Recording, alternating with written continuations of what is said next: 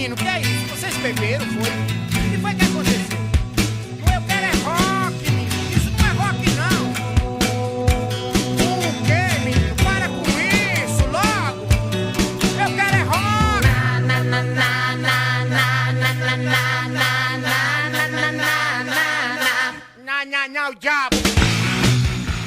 Sejam bem-vindos ao Papo Sem Rodeio, o maior podcast popular do Brasil. Eu sou Edu Oliveira. E eu sou Caio do Povo. E eu sou Bruno Skylab. E aí, beleza aí vocês? Vocês estão beleza aí? Beleza. Eu quero que vocês aí também estejam bem. Vamos aí com a frase do dia aí com o Caio. Sem a esquerda não há luta pela democracia no mundo. Muito bom. Caio Frase César, autoral, a frase. E essa frase aí, viu? Ele inventou agora. O cara é fera aí, ó. O cara é cordeirista. O cara é cientista. Ainda é pegador de macaxeira. Eita. É bronca, viu? Tudo aí. todo dia. O tema de hoje é a nova perspectiva da esquerda. E falando disso, eu tenho uma pergunta antes aqui para vocês. O que a esquerda precisa para o povo voltar a acreditar neles? Hein? Essa pergunta eu vou deixar para Caio responder. Beleza. Eu já fiz essa pergunta a ele correu. Eu já fiz essa pergunta a ele correu. Corri não. Agora Correu, ele sim. vai correr. Você respondeu? Fudeu, meu amigo. Bruno, Aqui ele não vai correr, não. a palavra agora é toda sua. Vá-se embora que eu sigo depois. Correu de novo, foi. Não, Correu. eu vou responder. foi, Deixa eu não. terminar. Pronto, então eu vou começar. O tema nova perspectiva da esquerda, né? Eduardo aí, né, perguntou o que a esquerda precisa para voltar a ter o crédito, né, a voltar a acreditar na esquerda. Eu acredito o seguinte, gente, olha só, primeiro, é um desafio muito grande que a esquerda tem agora no século XXI, né, nesse novo momento que a gente está passando. A gente está vivendo um processo histórico que eu acredito que muita gente não esperava que iria acontecer, né?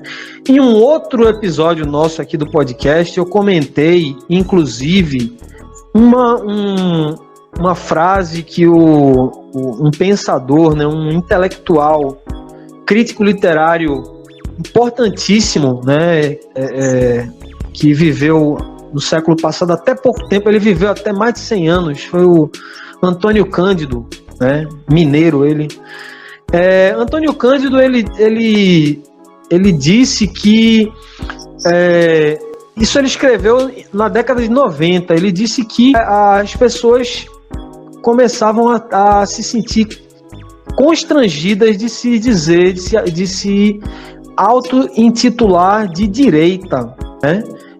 A esquerda estava muito em alta, né? Ele comemorava também nesse texto que as pessoas não se sentiam mais à vontade para externar o seu elitismo, para dizer que era natural, né? Que o pobre passasse fome, né? Que o pobre tinha menos necessidade do que a pessoa mais rica, né? A gente sentia naquela época que a gente estava vivendo um processo de evolução da humanidade, de uma evolução intelectual, né, da humanidade, em que as pessoas não iam mais, não tinha mais o risco de um retrocesso, né, em relação principalmente às pautas relacionadas aos direitos humanos, né, a questão da desigualdade social. Era uma coisa que causava realmente assim um constrangimento nas pessoas, né? E aí vem agora, né, esse momento histórico que a gente está vendo, que começou na metade da última década, né? A partir ali de 2014, 2015, que é um avanço de uma extrema-direita no mundo, né, ultraconservadora. A gente viu o fenômeno Donald Trump nos Estados Unidos, né, Marine Le Pen na França, né, e vários outros países, né, Ucrânia, Polônia, aí chega no Brasil esse movimento bolsonarista. E aí pegou todo mundo de surpresa, né? Fez com que a esquerda saísse da sua zona de conforto, né? A esquerda agora precisa sair do comodismo. Tava muito tranquila, tava muito sossegada, né? No Brasil, o PT estava no poder há muito tempo, né?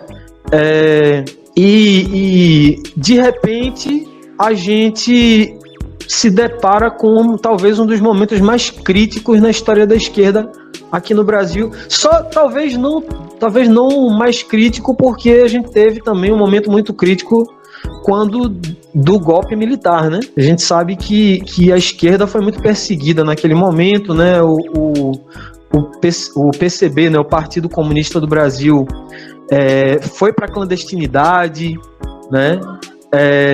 Enfim, a gente está vivendo novamente um momento muito crítico para a esquerda. E aí, o que fazer, né? A gente tem movimentos aí muito dentro da própria esquerda, né? É um momento em que a gente não sabe bem o que fazer. Existem movimentos mais radicais ainda, né? Movimentos mais à esquerda, né? Que ainda insistem numa fórmula que talvez esteja esgotada, né? Que ainda do comunismo clássico, né? Do revolucionário, né? Aqueles movimentos como esses partidos, como o PSTU, como o PCB mesmo, né? E outros movimentos aí de esquerda que ainda estão com aquele pensamento trotskista, né? Stalinista, ainda defendendo aquele soviético. A gente sabe que se esgotou, a gente sabe que é um modelo que hoje em dia não se encaixa, né, na sociedade contemporânea, que é muito complexa. O capitalismo, gente, é uma realidade que não sai mais das pessoas. Não pode mais hoje pensar em opor o socialismo ao capitalismo. A gente tem que pensar o que a gente vai fazer com esse capitalismo que, com certeza, né, a gente sabe que ele está... Né, o capitalismo está vivendo uma crise muito, muito séria, e essa crise do coronavírus, né, foi mais um golpe do capitalismo mundial, mas a gente sabe que não está naquela ideia utópica que tentou se estabelecer lá na União Soviética. A gente tem que pensar um novo ideal socialista. Qual é o outro lado da moeda, né? Aqui, pelo menos aqui no Brasil, a gente está vendo uma nova esquerda, ou um movimento que se diz nova esquerda, mas um movimento muito esquisito, um movimento que tem uma cara burguesa, um movimento né? De Ciro, exatamente. Mas Ciro nunca foi esquerda, né? Essa galera do PDT, é verdade. Ciro ele diz de esquerda ali, né, por uma questão talvez até de conveniência política, mas tanto ele quanto esse movimento que ele está aí encabeçando, um movimento que não tem, de esquerda não tem nada. Essa nova esquerda é uma esquerda que são liberais disfarçados de esquerda. Yeah. Pois é, essa Tabata Amaral, né, que não tem quem faça, né, a gente engolir essa Tabata Amaral. E o pior, gente, é que assim, normalmente eles dão é que vocês não aceitam Tabata porque Tabata buga o cérebro de vocês, porque ela quebra os paradigmas, ela traz uma nova forma de pensar a esquerda. Gente, isso é conversa fiada.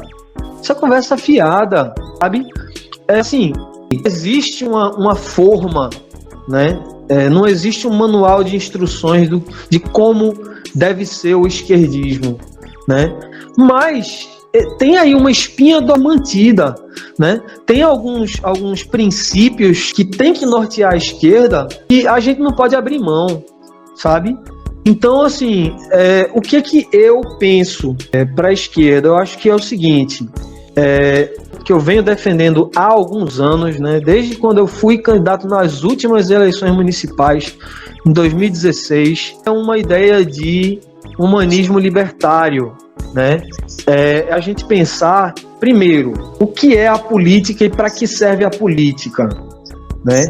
A gente discute política, e o objetivo da política é todo ser humano tenha vida decente, dignidade, seja emancipado, né? É aquela noção de emancipação humana, né? O objetivo da política é promover a emancipação humana. E aí, focos são os menos emancipados. Então, eu não consigo dissociar a ideia de esquerda da ideia de direitos humanos, sabe? Se a gente vai pensar esquerda, a gente tem que pensar nos direitos daquelas pessoas, daqueles seres humanos que são mais excluídos, que são menos emancipados, que é o quê? São as minorias ou os grupos étnicos excluídos, né? A população negra, a população indígena, são as mulheres, é a população LGBT e, obviamente, o mais pobre, o trabalhador assalariado, né? Então, assim, se você coloca isso como foco, as outras coisas vêm como consequência, né? Então, pensamento político que não consegue se alinhar a essa ideia de emancipação humana, para mim, não tem nada de esquerda. Então, aí novas perspectivas de esquerda, aí como é que a gente pode fazer para a esquerda voltar a ser acreditada novamente? É a gente dialogar com a população, sabe? De forma muito honesta. Base, né? Voltar às raízes, né? Voltar a dialogar com a base ali, né? Exatamente. Partidos. Bem, antes de mais nada, a gente deve ter a ciência de que, quando a gente fala de esquerda, a gente fala de representatividade ideológica e de representatividade política partidária. A representatividade ideológica, todo o contexto histórico, social, econômico, do que a gente pode pensar em relação à representação da esquerda, né? Aquela esquerda socialista, aquela esquerda social-democrata, aquela esquerda com o Estado forte, né? Em relação à economia. Em relação à política partidária, a gente tem uma fragmentação, a gente tem uma linha tênue que segue fragmentada em três tipos de esquerda, em três correntes de esquerda, que é a esquerda socialista, né? Aquelas, né? Enfim, a gente tem um centro-esquerda, que pende mais para uma social-democracia, e a extrema-esquerda, né? Que é a coisa que a gente pode definir como um pouquinho mais radical. E dentro desse contexto, a gente tem 5 partidos políticos que fazem parte desta linha tênue, da esquerda para a extrema esquerda: o PCdoB, o PSTU, o PSO, o PCB e a UP. Ou seja, são 7 partidos, são 7 partidos que fazem parte dessa linha, dessa corrente da esquerda no país. Quando a gente falar da perspectiva da esquerda a médio e longo prazo, a gente tem que olhar todo um contexto geopolítico, né? Até porque a influência de determinadas ondas políticas, ela já cai bem naturalmente em sociedades periféricas da América Latina, por exemplo, o Brasil. Então hoje a gente ultraconservadora, advinda do trumpismo, né, de Trump, lá dos Estados Unidos, que conseguiu agregar valor na eleição de 2018, elegendo Bolsonaro no Brasil. Ou seja, a gente tem uma onda de conservadorismo que tomou o poder no país, enquanto o país foi liderado quase 16 anos, né, se não fosse o golpe de 2016, pela esquerda, por essa linha, por essa corrente de esquerda. Óbvio, com o PT na perspectiva da social-democracia.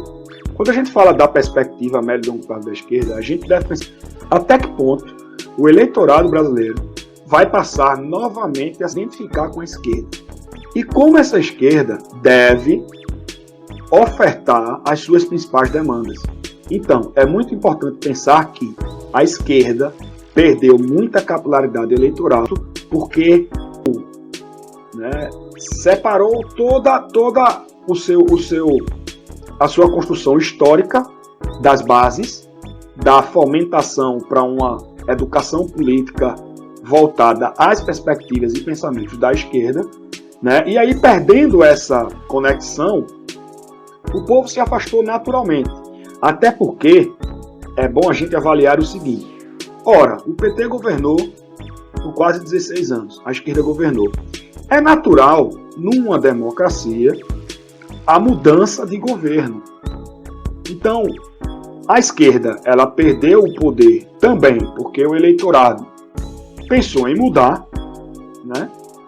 É óbvio que teve uma influência bem positiva em relação ao trumpismo, com a representação de Bolsonaro, mas esse eleitorado resolveu mudar, e uma parte desse eleitorado passou a não manter aquela esperança na esquerda, justo porque a esquerda não apresentou a esse eleitorado, as suas demandas inovadoras, as suas atuais demandas. É como se a esquerda ficasse para trás e não apresentasse e não ofertasse a esse as demandas nessa nova realidade política social. Então, esses dois fatores fizeram com que a esquerda perdesse o poder e o ultraconservadorismo alcançasse o poder. A gente pensar a médio e longo prazo, é natural a gente pensar agora, essas eleições municipais, porque essas eleições municipais vão dar uma espécie de... vão construir uma espécie de ponte, de plataforma para as eleições de 2022. Porque até então a política municipal, a política local, ela influencia diretamente o eleitor à política a nível nacional. E vice-versa, óbvio. E dada essa perspectiva, a gente tem também o seguinte: há um cenário em que é muito importante a gente refletir que hoje aquela anti-esquerda, aquele antipetismo que foi colocado nas eleições de 2018, ele está passando naturalmente a não mais ser visto como um problema para a esquerda ou para o próprio PT. As pessoas estão começando a perceber que aquele antipetismo, que aquele anti-esquerdismo, que foi o motim que ocasionou a eleição de Bolsonaro, deve hoje ser enxergado com mais propriedade. Até porque o cidadão e o eleitor, ele sabe compreender até que ponto existe a política quando mexe no seu bolso. Então, ganhou a eleição e em 2 anos veio essa pandemia, nada melhorou, ao contrário, as coisas pioraram. Então, essa visão antipetista e anti-esquerdista está começando a diminuir. O que é um cenário positivo se essas eleições municipais indicarem respostas propositivas da esquerda sobre a tendência para o ano de 2022. É importante a gente saber hoje o que é importante para a esquerda, para o PT, para o PSOL, para a esquerda, né? Pensar a médio e longo prazo. Em primeiro lugar, é importante que essa esquerda volte a se conectar com o povo, atendendo às suas demandas dentro dessas realidades sociais, econômicas, civis, culturais, que esse povo exige nos dias atuais. A segunda é reorganizar, principalmente, a identidade de esquerda no país. Organizar essa identidade de esquerda, fazendo com que os partidos políticos de esquerda consigam obter as suas próprias identidades. Porque senão continua nessa salada de fruta, que ninguém sabe quem é quem no nosso sistema político, né? O terceiro ponto é trabalhar a linguagem. A esquerda, de um tempo para cá, essa instituição esquerda, passou a usar uma linguagem muito rebuscada, uma linguagem muito acadêmica, uma linguagem difícil de ser compreendida, principalmente pelo eleitor médio. Muito importante essa esquerda pensar como trabalhar uma linguagem mais acessível, mais popular, para que essas pessoas compreendam de fato o seu programa, o seu projeto, as suas perspectivas em relação às suas plataformas de governo. Então, esses 3 pontos são fundamentais para a gente pensar uma esquerda que possa tender naturalmente a crescer mais à frente. Então, rapaziada, valeu. Professor Miquiles, mais uma vez, tu é fera. Muito obrigado pela participação.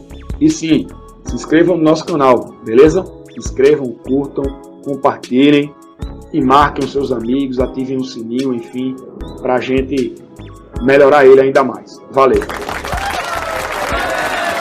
Boa noite e muito obrigado pelo convite. Um prazer estar participando mais uma vez aqui do Papo Sem Arrudeio. O tema hoje, né, as perspectivas da esquerda.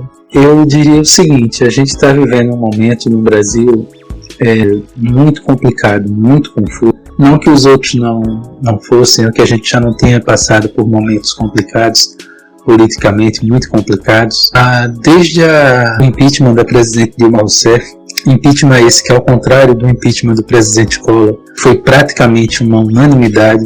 O impeachment da presidente Dilma dividiu muitas opiniões, realmente muitas opiniões mesmo. Inúmeros juristas, inclusive juristas no Brasil não ligados ao governo dela ou à esquerda, e juristas internacionais reconhecidos no combate à corrupção, questionaram muito o processo que levou ao impeachment da presidente Dilma Rousseff e à prisão do presidente Lula. Quais são as perspectivas da esquerda? Bom, a gente vive um momento histórico de perda de direitos trabalhistas sérios, de ameaças às instituições democráticas, lembrando sempre que, por mais que a gente tenha críticas a fazer injustas ao STF, à Câmara dos Deputados, ao Senado, instituições importantíssimas, sem as quais a democracia ela não pode ser feita. Dentro desse contexto atual, a esquerda ela tem que se aproximar mais do povo. Florestan Fernandes, nos anos 80, na TV Cultura, Florestan, em 1984, Florestan, professor da Universidade de São Paulo, grande sociólogo brasileiro, um dos fundadores do PT, um grande intelectual. Florestan, ele dizia que era preciso educar as massas. Quer dizer, as massas elas precisariam ter consciência daquilo que elas estavam conquistando. Porque se não houver essa educação das massas, não é doutrinação, é educação. Dá a ela os meios pelos quais elas possam entender o processo de transformação na sociedade e o valor dessas transformações. Então, era uma crítica que ele já fazia na época ao Partido dos Trabalhadores, embora fosse ainda muito recente, o PT em 84 tinha apenas 4 anos, acredito. Era algo que ele já falava. Mino Carta, redator-chefe da Carta Capital, numa das últimas entrevistas que fez com Lula, talvez a última, quando Lula ainda estava preso no Paraná, Mino Carta já questionava Lula: presidente, por que não foi feita essa educação política das massas, para que as massas pudessem compreender os grandes avanços que elas realmente tiveram, efetivamente tiveram, de 2003, quando o presidente Lula assumiu, para cá. Então eu acho que o grande desafio da esquerda hoje, primeiro, é se unir, e depois, se unindo, chegar às massas não com um discurso de cima para baixo, mas um discurso que coloque as massas em pé de igualdade, de construção de um novo cenário político, realçando sempre o valor da democracia, o valor das instituições democráticas, o valor do voto, o valor do livre pensamento, o valor das eleições. Muito obrigado por mais essa participação, estou à disposição sempre de vocês. Legal. E hoje a gente queria agradecer mais uma vez a participação do professor Miquiles, como sempre, dando uma aula aqui pra gente. E o programa de hoje foi legal, né, gente? Espero que vocês tenham gostado. A gente pede desculpas porque na semana passada a gente não conseguiu colocar no ar o nosso podcast. A gente teve alguns problemas de ordem técnica aqui e infelizmente a gente não pôde enviar o vídeo. Mas a gente vai continuar com o nosso compromisso de colocar colocar toda semana um vídeo novo para vocês, um novo episódio do nosso podcast. Então aproveita e agora mesmo deixa o like no nosso vídeo. Se você não é inscrito ainda no nosso canal, se inscreve agora. Aproveita também para ativar o sininho para receber todas as notificações do nosso canal. Ajuda a gente aí a alcançar nossa meta. E semana que vem a gente volta com mais um episódio muito legal do nosso podcast. Não perde, por favor. Um grande abraço a todos e todas e até a próxima.